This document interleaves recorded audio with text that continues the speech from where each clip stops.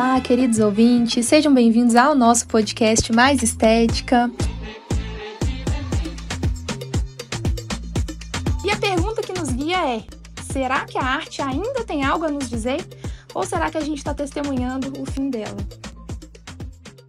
A gente está reunido hoje para conversar sobre arte, sobre filosofia. E nesse episódio a gente vai explorar alguns conceitos muito atuais, provocativos, e a gente vai mergulhar no pensamento de um dos filósofos mais críticos e influentes do século XX, Theodor Adorno. A gente vai falar sobre a sua teoria estética e sobre a ideia do fim da arte. Então, será que a arte, como a gente conhece, ela está em crise? Será que esse conceito de fim da arte desenvolvido por Adorno, ele nos ajuda a pensar de maneira mais crítica, né, para entender o papel da arte no mundo contemporâneo? Então, para abrir essa discussão, a gente vai começar apresentando a base teórica que sustenta o pensamento adorniano, né, nesse caso a sua teoria estética. E Adorno ele foi um dos principais expoentes da Escola de Frankfurt, uma escola de pensamento muito importante do século XX, né, conhecida pela sua abordagem crítica às dinâmicas sociais, econômicas e culturais, né, da modernidade. Essa escola ela reuniu vários intelectuais, né, muito conhecidos, Max Horkheimer, Walter Benjamin, e são autores que também compartilharam, né, dessa visão crítica sobre as formas de dominação presentes na sociedade moderna. Bom, Adorno em particular, quando ele está falando de arte, de cultura, ele está falando do que ele considera fundamental para compreender e resistir às contradições do mundo moderno. E na sua obra, Teoria Estética, Adorno ele questiona o papel da arte nessa sociedade marcada pela racionalidade instrumental e pela mercantilização. Então, Adorno ele apresenta uma visão da arte como algo que transcende a mera experiência sensorial.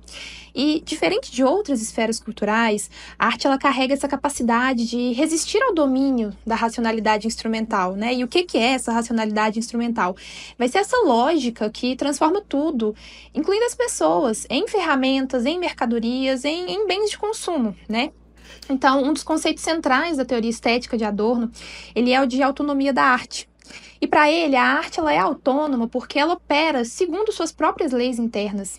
Mas essa autonomia ela não significa isolamento, né? A arte está conectada à sociedade, só que de maneira dialética, né? Ela vai refletir as tensões e as contradições sociais, ao mesmo tempo em que as critica e também, de certa forma, as transcende, né?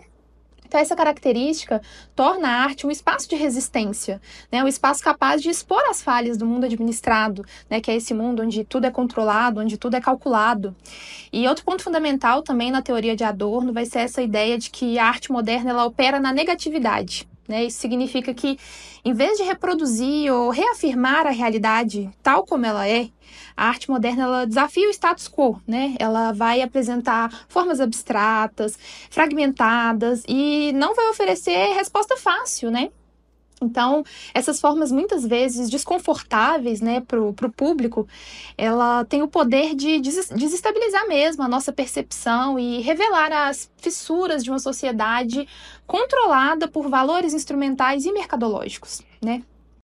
O Adorno ele também vai nos alertar, e aí vai entrar um ponto muito importante da nossa discussão de hoje, sobre esse perigo de a arte ser assimilada pela indústria cultural, né? Então, perdendo assim sua autonomia e se transformando em mais um produto de consumo, que vai reforçar as mesmas estruturas que, na verdade, ela deveria criticar.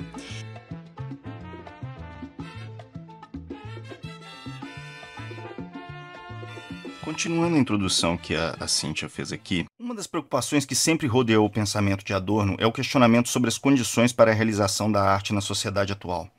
O prognóstico não é bom, a arte está chegando a seu fim. Cercados de atividades que comprometem o desenvolvimento da arte, já não temos mais condições de garantir o seu desenvolvimento livre. Mas como isso se dá? É difícil responder essa pergunta de forma assertiva, mas o primeiro e mais relevante conceito para entender o prognóstico de Adorno é a indústria cultural. Acontece que as sociedades ocidentais começou-se, no início do século XIX, a vender arte. A arte passou a ser um produto ofertado em mercado.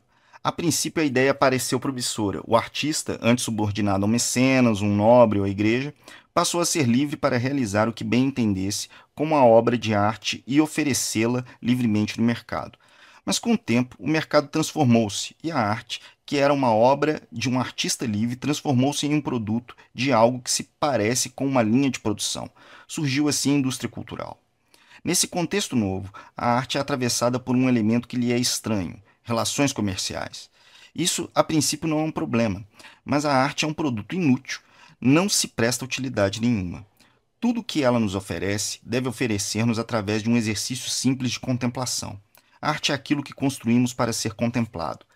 É a narrativa envolvente, é a música tocante, é o poema belo, é o quadro de formas expressivas. Que nos diga algo a respeito do mundo em que vivemos é bom, mas não é necessário. E desde que começa a circular como um produto em um mercado, ela agora tem de ser encarada como se fosse útil, como se fosse algo mais do que um convite ao momento de contemplação. Assim, o que deveria ser pura contemplação agora tem de atender a uma demanda prática. E junto com a reivindicação de utilidade vêm outros elementos, os interesses econômicos e políticos que acompanham as relações comerciais aonde quer que elas se dirijam. Aqui e acolá, nosso mundo comercial lança sua teia sobre algo que se acreditou liberto.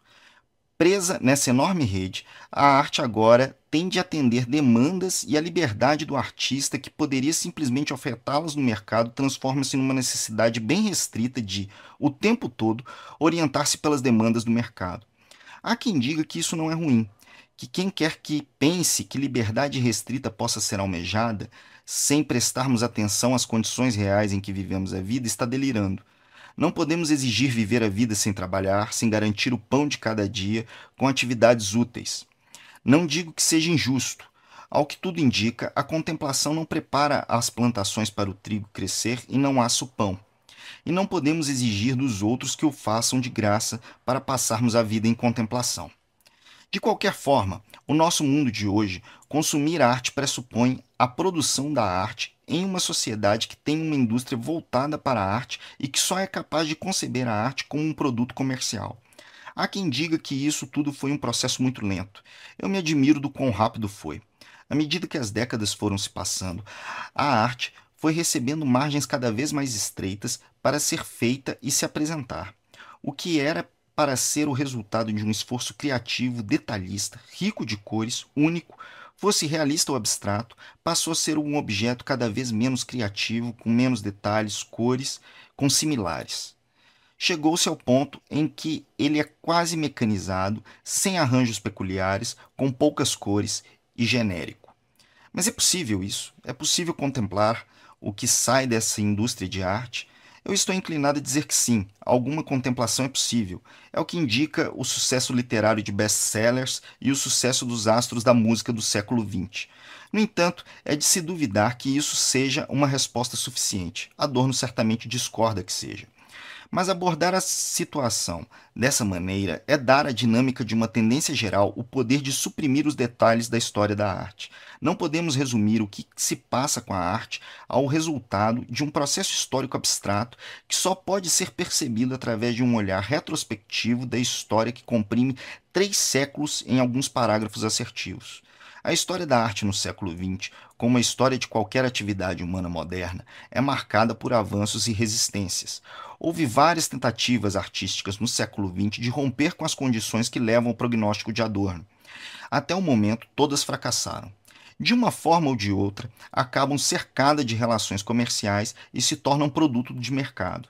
Entender como essas iniciativas de resistência artística se apresentaram e um pouco de sua história talvez nos dê alguma dica desse estreito tempo entre o início do mercado de arte e o fim da arte, no qual a criatividade ainda é possível.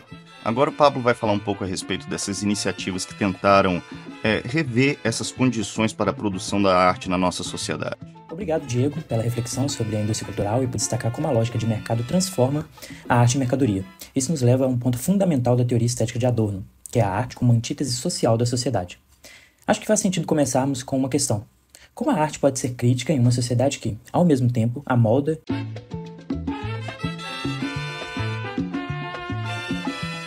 Olá, queridos ouvintes, sejam bem-vindos ao nosso podcast Mais Estética. E a pergunta que nos guia é: será que a arte ainda tem algo a nos dizer? Ou será que a gente está testemunhando o fim dela? A gente está reunido hoje para conversar sobre arte, sobre filosofia.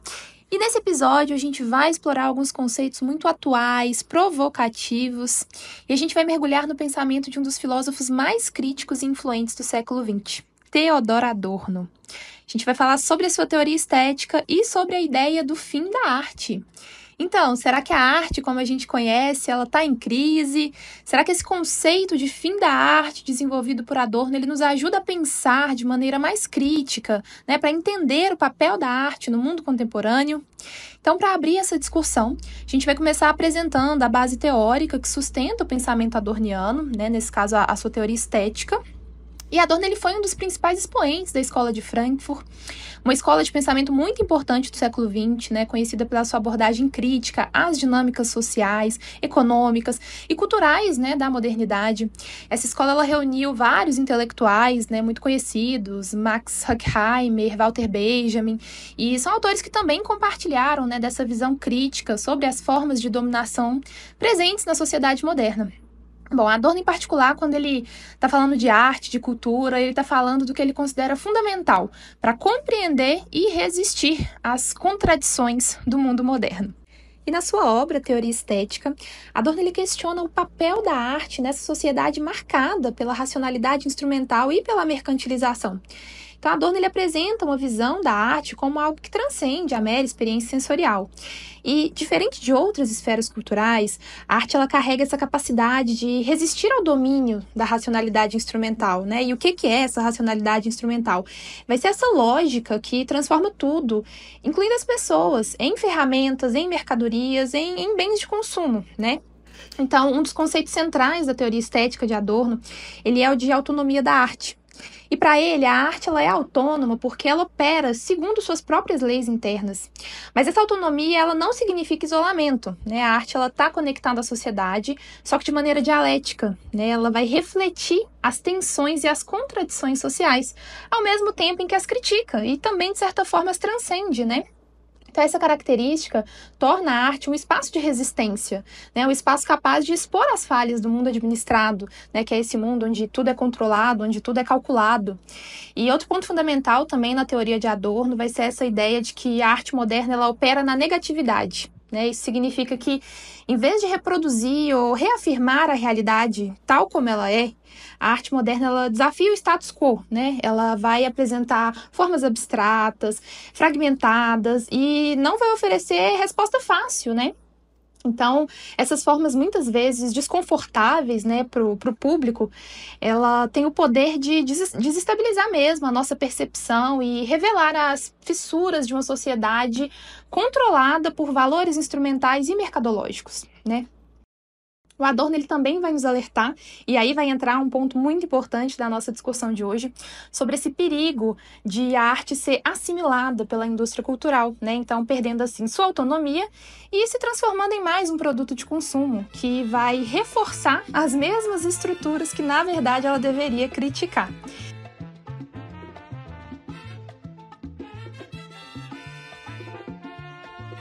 Continuando a introdução que a Cíntia fez aqui, uma das preocupações que sempre rodeou o pensamento de Adorno é o questionamento sobre as condições para a realização da arte na sociedade atual. O prognóstico não é bom, a arte está chegando a seu fim.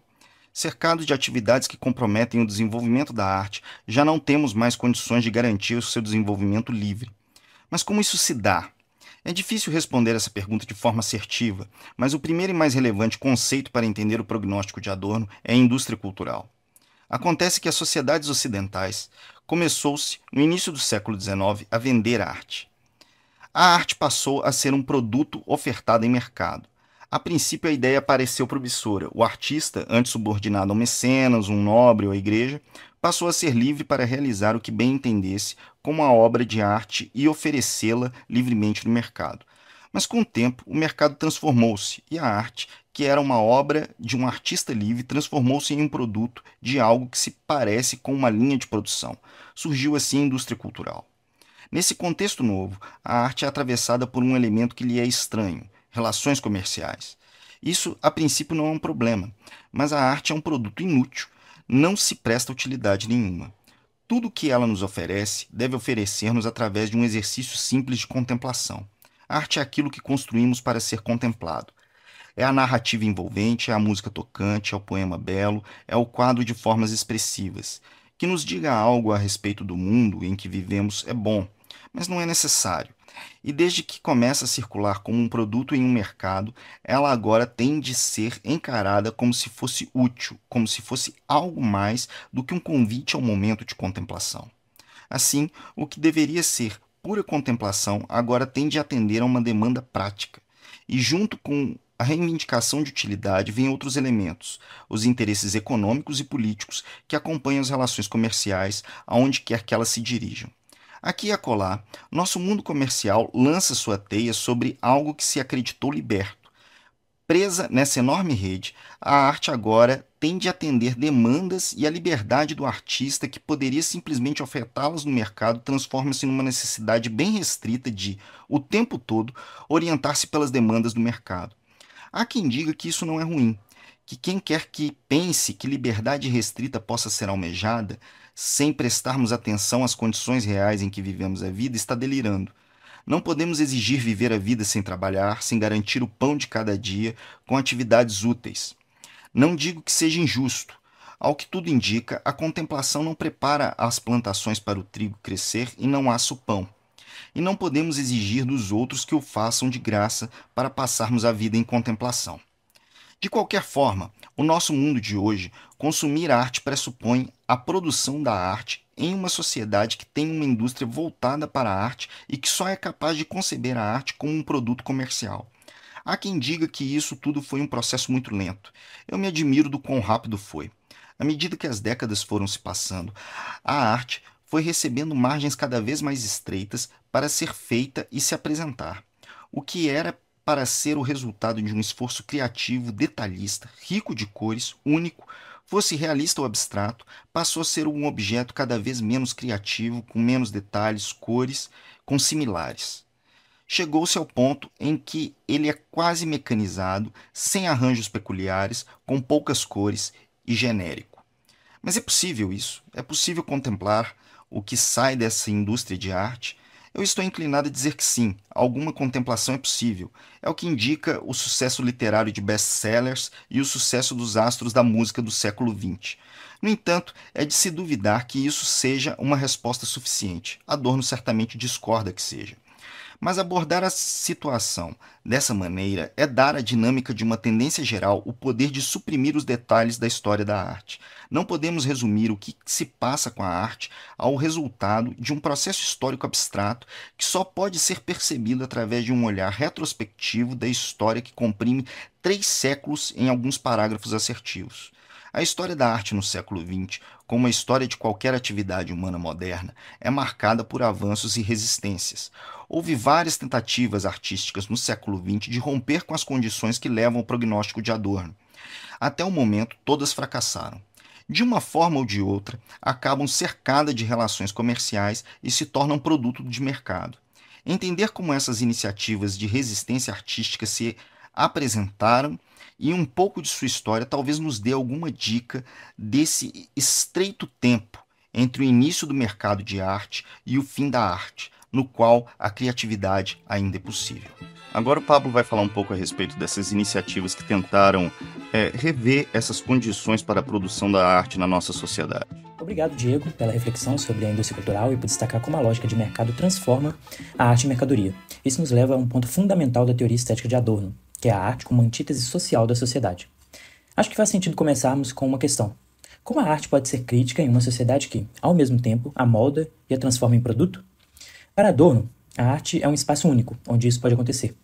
Ela não é apenas um reflexo direto da sociedade em que é produzida. Ao contrário, ela se posiciona como uma negação dialética dessa sociedade. Isso significa que, mesmo nascida dentro das condições sociais, a arte resiste a ser limitada por elas. Adorno nos ajuda a entender isso com o conceito de refração estética. A arte não reproduz a realidade empírica tal como ela é, mas a transforma e reorganiza em algo completamente novo, que ele chama de identidade estética. Essa identidade é autônoma, ou seja, a obra de arte se torna uma totalidade própria, que não pode ser reduzida às condições externas que a geraram. Por exemplo, um quadro ou uma música pode conter elementos da sociedade, como temas políticos ou culturais, mas sua força está em como esses elementos são trabalhados e transfigurados na forma artística. E essa transformação não é neutra. Na verdade, é aí que entra o papel crítico da arte. A obra carrega as tensões, as contradições e as promessas que a sociedade não consegue realizar. Adorno descreve isso de forma quase paradoxal. A arte carrega as marcas da sociedade, mas ao mesmo tempo se nega a ela, criando algo que não está preso à lógica dominante. Um ponto interessante é como Adorno descreve a forma estética. Para ele, a forma não é apenas um arranjo bonito ou decorativo. Ela é um conteúdo sedimentado. Isso quer dizer que, na própria estrutura da obra, está presente a história e a densidade social do mundo que as criou. Mas, ao invés de afirmar o status quo, a forma se organiza como uma negação crítica. Ela não reproduz as críticas dominantes da realidade, mas as questiona, revelando suas falhas e contradições. Adorno também nos dá uma metáfora bem interessante para pensar essa autonomia da arte. Ele compara as obras a mônadas sem janelas, inspirando-se no filósofo Leibniz. A ideia é que a obra de arte é uma totalidade fechada em si mesma, como se não tivesse conexão direta com o mundo exterior. Mas, ao mesmo tempo, ela carrega dentro de si as marcas e as tensões da sociedade que a produziu. É como se ela fosse na verdade, um universo próprio, mas que ainda assim contém o reflexo transformado do mundo em que vivemos. Por outro lado, essa autonomia da arte não significa que ela seja uma expressão puramente subjetiva ou irracional. Afinal, Adorno critica, por exemplo, interpretações psicanalíticas que reduzem a arte a uma simples linguagem do inconsciente. Para ele, a arte é muito mais do que isso. Ela é objetiva, histórica e social. Mesmo sendo autônoma, ela está profundamente conectada às conexões, ou melhor, ela está profundamente conectada às condições históricas e sociais que a formaram. Então, o que faz da arte uma antítese social da sociedade? Bom, justamente o fato de ela transformar e resistir. Ela não se limita a reproduzir o mundo como ele é, mas cria algo que transcende a realidade empírica. E é nessa capacidade de reconfigurar as contradições da sociedade com uma nova forma que a arte mantém seu potencial crítico. Porém, como vimos antes, há um risco constante de que a arte perca essa autonomia, especialmente na lógica da indústria cultural, que tende a transformar tudo, inclusive a crítica, em mercadoria. Mas mesmo diante desse risco, a arte ainda guarda a promessa de nos fazer olhar para o mundo de forma diferente, de nos tirar da lógica imediata do consumo e nos levar à reflexão e ao confronto com as contradições do mundo. E com isso eu faço um convite. Pensar juntos como essas manifestações dialogam com a ideia de resistência artística e com os desafios que Adorno apontou para a arte no mundo contemporâneo. E com isso eu gostaria de lembrar que esse podcast faz parte de uma atividade de extensão da disciplina de estética de graduação em filosofia da UFMG. E o nosso objetivo aqui é pensar sobre a teoria estética de Adorno, refletindo não apenas sobre a proposta teórica, mas também sobre como ela pode dialogar com manifestações artísticas e culturais do mundo de hoje. E foi exatamente isso que discutimos em sala, especialmente sobre o que Adorno quer dizer com a arte como antítese social da sociedade e como isso se aproxima, ou não, das formas de arte que vivemos no contexto contemporâneo. Um exemplo que levantamos foi as obras de André Serrano e Maurizio Cattelan. Vocês devem lembrar do Serrano por conta daquela obra Peace Christ, que causou grande polêmica ao representar um crucifixo imerso em urina, ou do Cattelan, com a sua banana colada na parede com fita adesiva, bem recentemente. Essas obras, à primeira vista, se apresentam como contracultura. Elas propõem questionamentos provocativos sobre o status quo da arte, do mercado cultural e até mesmo das convenções morais. No entanto, elas rapidamente são absorvidas pelo sistema que criticam, transformando-se em produtos de mercado vendidos por milhões de dólares. Isso nos leva a algumas questões interessantes, e que discutimos bastante. Será que essas obras realmente correspondem ao que Adorno propõe como a arte que é a antítese social? Ou antítese do social? Se o mercado é tão central para o sucesso dessas peças, quem está sendo beneficiado financeiramente?